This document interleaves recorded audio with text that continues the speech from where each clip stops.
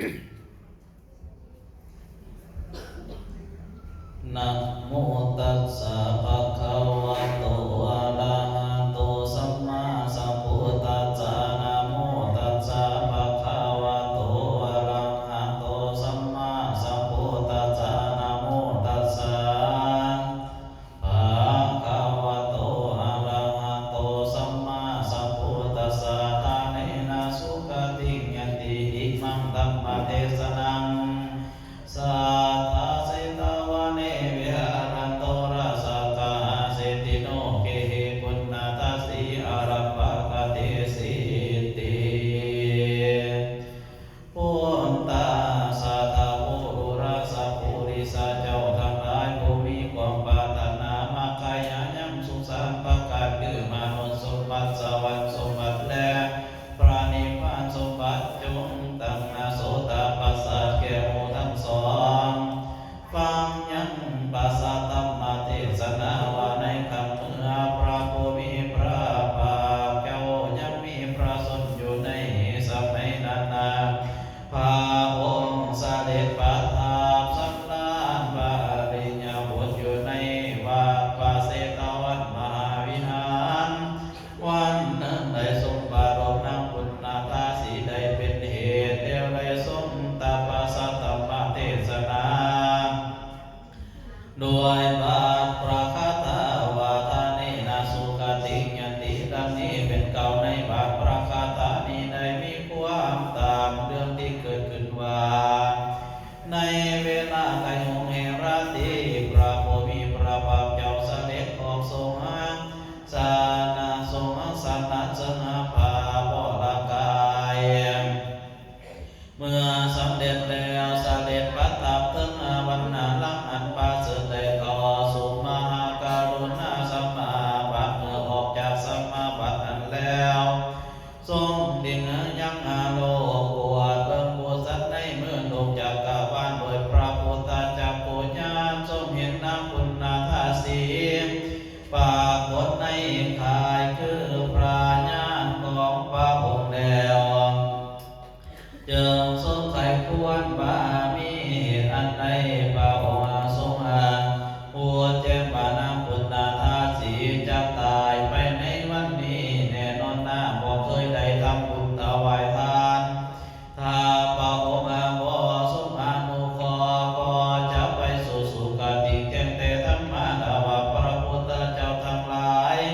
เป็นผู้มีพระมหากรุณาใหญ่เมื่อได้เห็นปัญหาสัตว์มา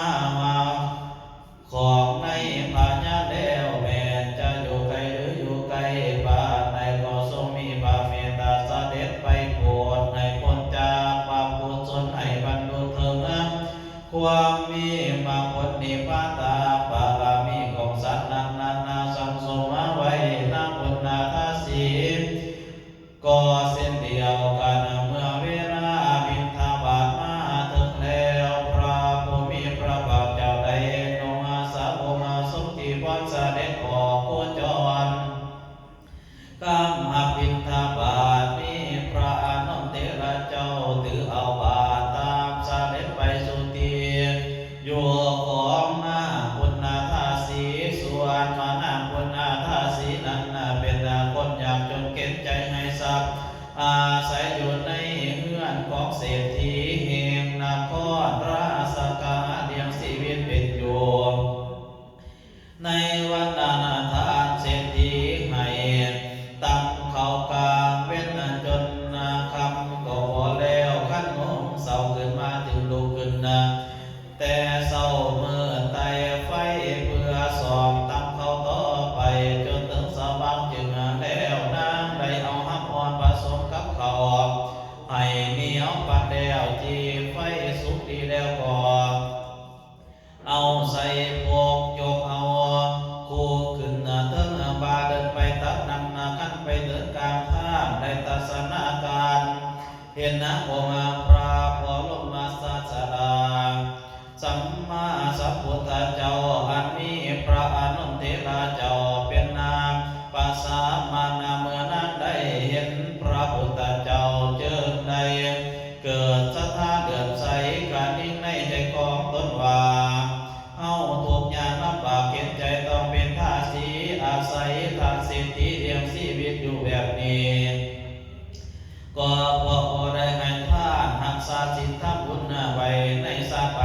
จึงให้ได้เกิดมาทุกอย่างลำบากในสัตว์นี้มากนักหนาเอาลาบัดนี้เฮาจะทำบุญถวายผ้าด้วยปันเก่าจีแก้มห้ำนี้เด้พระผู้มีพระภาคเจ้าเมื่อนางมีศรัทธาเจตนาน้อมไปในบุญกุศลเกิดขึ้นเส้นนี้นางจึงเข้าไปเผาพระบรมศาสดาถวายบังคมว่าเดวกาวาพนาเตปะกาวากะเตพระผู้มีพระภาคเจ้าผู้เจริญขอพระองค์จงรับเอาเขาจีปณีของข้าพระองค์เพื่ออนุเคราะห์ข้าน้อยผู้ยากจนเข็นใจด้วยเถิดศรัทธาอันว่าองค์สมเด็จพระบรมศาสดาจารย์จึงเปิดบาตรทำเอายังเขาจีของหน้าพุทธาทาสีเดวก็เสด็จไปพระปัปปินาไปท่าบ้านเศรษฐีส่วนวานาพุทธาทาสีขั้นใส่บาตรเดวก็ยังยืนอยู่ที่นั่นเดียวเบิ่งพระผู้มีพระภาคเจ้าที่กำลังเสด็จไปท่าบ้านของเศรษฐีด้วย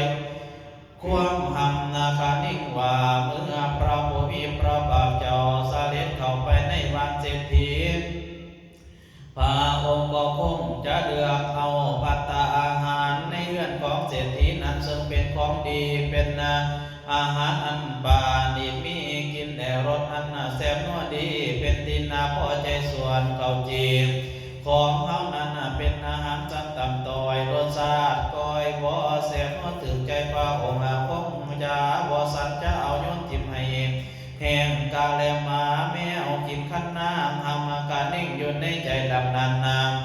องค์สมเด็จพระกาวันตาเจ้าทรงผู้ย่ำจิตความคิดต่ำต้อยน้อยใจในท่านของนางพระองค์จึงหับสร้างให้พระอนุเทระเจ้าผู้ลาอาสนะดงอภัยไตหงไม้นิ่มท่าสำเร็จแล้วทรงประทับนางสังเขาจี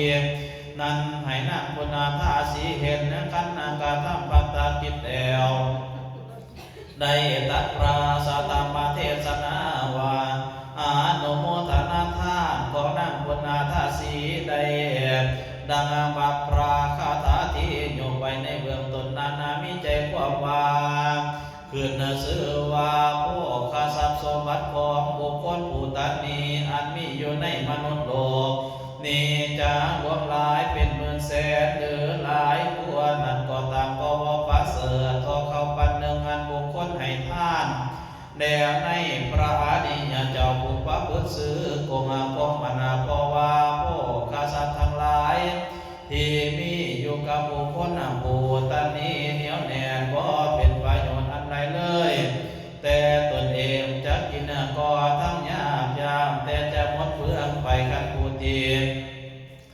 ตานี้นาตายลงไปสมบัติเหล่านั้นก็เป็นของคนอื่นไปบ่ได้ติดตามตนนั้นตามโตไปสู่บาลภพเบื้องหน้าทรัพย์สมบัติเหล่านั้นแม้นตัวเรามีชีวิตอยู่ก็บ่ทำคุณประโยชน์ให้ขั้นตายไปแล้วก็เอาติดโตตามตนไปบ่ได้สู่แต่ท่านอันมีประมาณน้อยที่บุคคลได้ถวายแด่ในพระอริยเจ้าบ่ได้พอท่านนาจะเป็นขันใดไปสู่สุคติโลกสวรรค์ได้เป็นสาเบียงเดียมตนไปในวันท่าทุรกันดานในวัฏสงสารเมื่อทำลายขันลงไปดังนาดูราพุทธาทาสีเจ้าอย่าได้น้อยใจในท่านของตนเองเลยธรรมดาว่าพระพุทธเจ้ายอมมีพระทัยมีกายวาจาและจิตใจเสมอเหมือนกันในสัตว์ทั้งหลายในมนุษย์เทวดาอินทร์พรหมยมยักษ์เมื่อพระองค์อาท่านผู้มีศรัทธาก็ทรงทำด้วยพระมหากรุณาธิคุณอันใหญ่หลวงนั้นแลขั้นเมื่อพระผู้มีพระภาคเจ้าได้ทรงตรัสพระสัตตมเทศนาจบลงนั้นนางพุทธาทาสีได้เสียงสาธุการบันเทิงให้ท่านสมบัติที่ตนได้ให้แล้วถวายอภิวาทกราบไหว้พระศาสดาจารย์แล้วดีไปในคณะเท ด้วยความมาอิ่มยินดีอยู่นานาบ่ท่านพิจารณาเบิ่งบนทางอย่างไปเหยียบหมู่เฮาในระหว่างทางหมู่เฮาได้พบตีนน้ำเขาพินอันหายแห้งแดนเข้าสู่หัวใจกาลังกัตตวานังปุณณธาสีก็ถึงแก่ความตายในที่นั้นแล้วนำตนไปอุบัติเกิดขึ้นถึงสวรรค์นั้นเสวยสมบัติในทิพิมานภาษามินาฟ้าแบกดอกเป็นอนุสัพบริวารตัสมาสัทธโภเพราะเหตุกรรมนั้นนะทานห้ายกท่านิการทั้งหลายที่มีจิตใจเดือมใส่ศรัทธาได้น้อมนำมาซึ่งเขาที่อันมีรสชาติแซ่บซอยดีถวายให้เป็นทานแก่เจ้าภิกขุสามเณรในเวลาวันนี้จงพากันสื่นใจ